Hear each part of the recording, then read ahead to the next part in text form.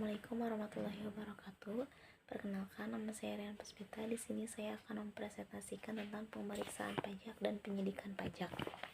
Yang pertama, ada tujuan pemeriksaan, yaitu untuk menguji kepatuhan pemenuhan kewajiban perpajakan seperti SPT lebih bayar dan atau rugi, SPT tidak atau terlambat tersampaikan, SPT memenuhi kriteria yang ditentukan Direktur Jenderal Pajak untuk diperiksa. Kemudian kewajiban wajib pajak apabila dilakukan pemeriksaan. Pertama, memperlihatkan data atau meminjamkan buku atau catatan dokumen yang berhubungan dengan penghasilan. Kedua, memberi kesempatan kepada pemeriksa untuk memasuki tempat atau ruangan yang dipandang perlu untuk diperiksa. Ketiga, memberi keterangan yang diperlukan selain buku, catatan, dan dokumen lain. Hak wajib pajak apabila dilakukan pemeriksaan.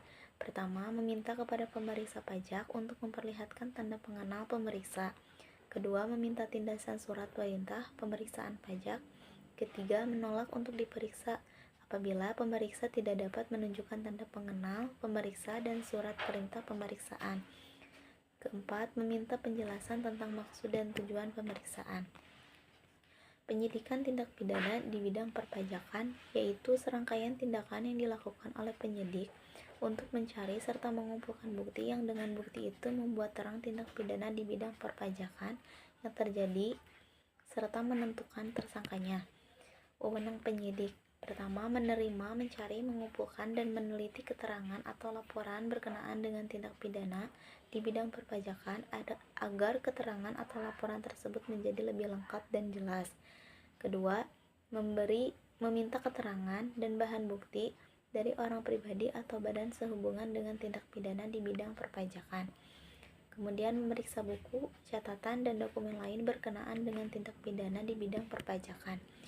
Penghentian penyidikan dilakukan apabila tidak terdapat cukup bukti, peristiwa yang disidak bukan merupakan tindak pidana di bidang perpajakan, peristiwanya telah kadaluarsa, tersangkanya meninggal dunia.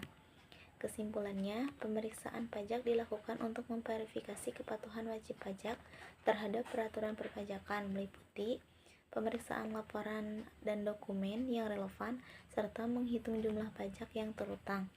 Sementara penyidikan pajak dilakukan ketika terdapat indikasi adanya tindak pidana perpajakan seperti penggelapan pajak dengan melibatkan proses hukum yang lebih mendalam.